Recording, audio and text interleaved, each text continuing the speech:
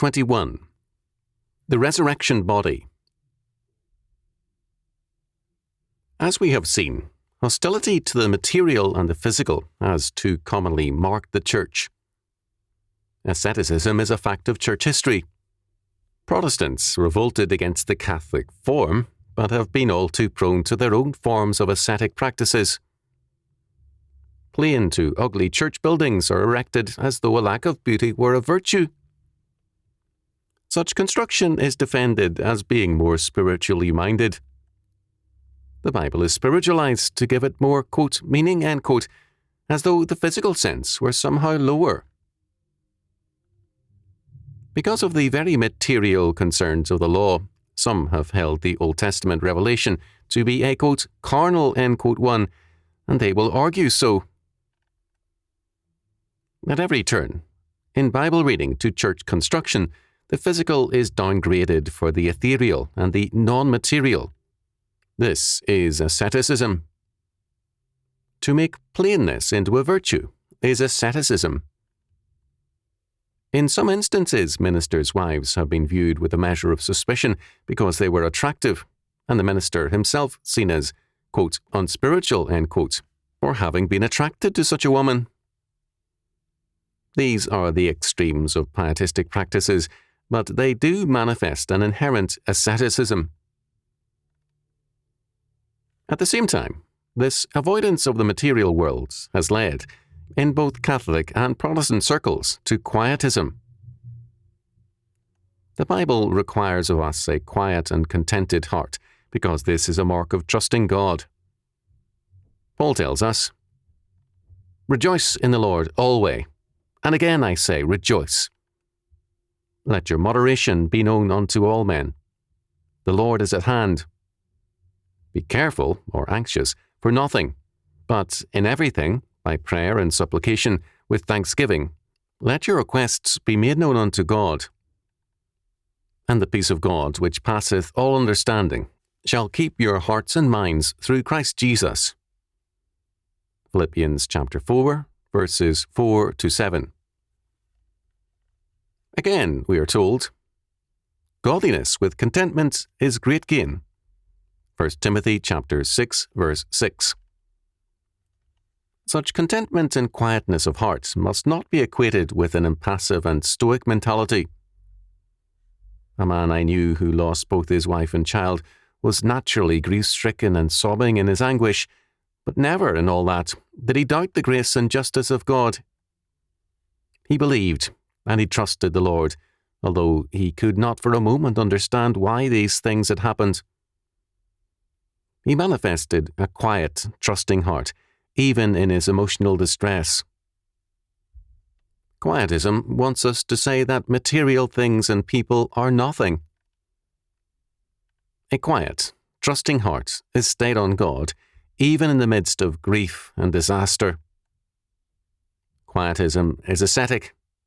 A trusting heart is godly. In 1 Corinthians chapter 15, verses 35 to 58, Paul speaks of the resurrection and the resurrection body. As we have noted, man was created on the sixth day of creation as the culmination of God's creative works. We are not resurrected physically at death, but, even as our first creation in Adam awaited the completion of creation as man's habitat, so too our full recreation in a resurrection body awaits the completion of the new creation. Two questions have been raised, Paul says in 1 Corinthians chapter 15, verse 35. First, in what manner are the dead raised up? The discussion and the reference is to the dead believers. How can the corrupted, decayed and dissolved body be reconstituted and brought to life? Second, with what kind of body do they rise from the dead? Is it a body like the one buried? The assumption of these questions is that the resurrection body has the same characteristics as the buried body. This presumption has as its premise a belief that the body was not affected by the fall and therefore is not changed by the new creation. Since it was sin which brought death into the world, the defeat and obliteration of sin, and the last enemy, death, 1 Corinthians chapter 15, verse 26, will dramatically alter man's physical state. Added to this is the fact that the new creation will far surpass the original one. Paul answers that every time we sow seeds, the new life can only come forth if the seed perishes. 1 Corinthians chapter 15, verse 36. Death is thus not only a penalty of the fall, but is used by the triune God to give us a more glorious life and body. Thus, in answer to the assumption that a body cannot live again because it dies and decays, Paul says, as Hodge observed, a seed cannot live unless it does die. Disorganization is the necessary condition of reorganization. Death is not annihilation, but disorganization, the passing from one form or mode of existence to another. The body in the resurrection is quickened, made alive, and the verb is passive because the action is by God, not by the body. In 1 Corinthians chapter 15, verses 37 and 38, Paul tells us the resurrection body is a very different one. The identity is the same, but the difference is dramatically great. One sows a seed, Paul says, and a plant appears. So too, we sow one kind of body, and another comes forth. The world of plants, creation, gives us an analogy whereby we can understand the resurrection. Bare or naked grain leads to a plant, and a small seed to a tree. Just as at the creation, God willed the order which leads one grain to produce wheat, and an acorn and oak, so too the future form of the body was determined. No more than we can predict the wheat stalk and the tree, knowing only the seed, can we know the future of our bodies. Then, in verse 39, Paul says, all flesh is not the same kind of flesh. He speaks here of flesh, not body. According to Grossheide, flesh is the unorganized matter, body the organism. The body is built of flesh. The connotation, sinful flesh, which otherwise adheres to the word flesh, is naturally absent from it in this context. Thus, while Paul cites the analogy to seeds, he here departs from it. The acorn and the oak differ in a way which our present bodies and our resurrection bodies do not. This means that, while the change is greater than from acorn to oak, the form is substantially similar. In verses 40 and 41, Paul speaks of the differing kinds of bodies.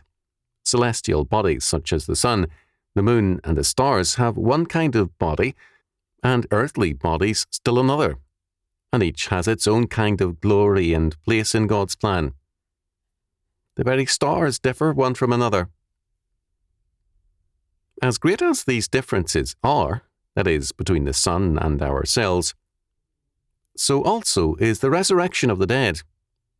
It is sown in corruption, it is raised in incorruption. Verse 42. There is thus a vast difference between our bodies now and after the resurrection. Before death and in death, our sowing, we are in dishonored bodies which reflect the shame of the fall. They are weak bodies also. In the resurrection, our bodies have freedom from sin and death, and have power. These are bodies in which God's Spirit governs rather than our mortal life or soul, so that our resurrection bodies are true temples of the Holy Spirit, and are thus called spiritual bodies. Just as we now have a body which conforms to a fallen world, so then we shall have a body which is a crowning part of the new creation. In 1 Corinthians chapter 15, verses 45 to 48, we are told that, because Christ is the Adam of the new humanity and the new creation, we shall be like his perfect humanity in our resurrection bodies. The resurrection of the body is thus inseparably linked to the great and last Adam, Jesus Christ. We were created to exercise dominion and to subdue the earth. Genesis chapter 1, verses 26 to 28. The fall led to a perversion of this dominion mandate. In the new creation, we are restored to full strength in that calling. No more than we can imagine our resurrection bodies, can we imagine all the implications of dominion in the new creation. We are emphatically told in Revelation chapter 22, verse 3, His, Christ's, servants shall serve him. We have thus an eternal calling in which there is no frustration. There is an order in God's creation.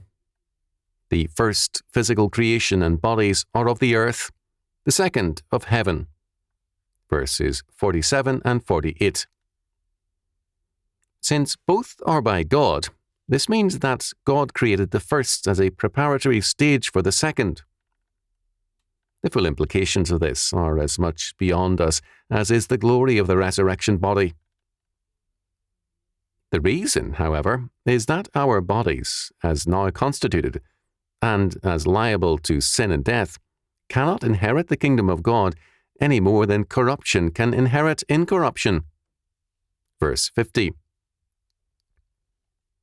The miraculous act of God is necessary to change all creation and our bodies to be fit for His eternal order. At the end, whether we are alive or dead, we shall all be changed, and death shall be forever destroyed. Everything which has wrongly assumed dominion since the fall shall be destroyed.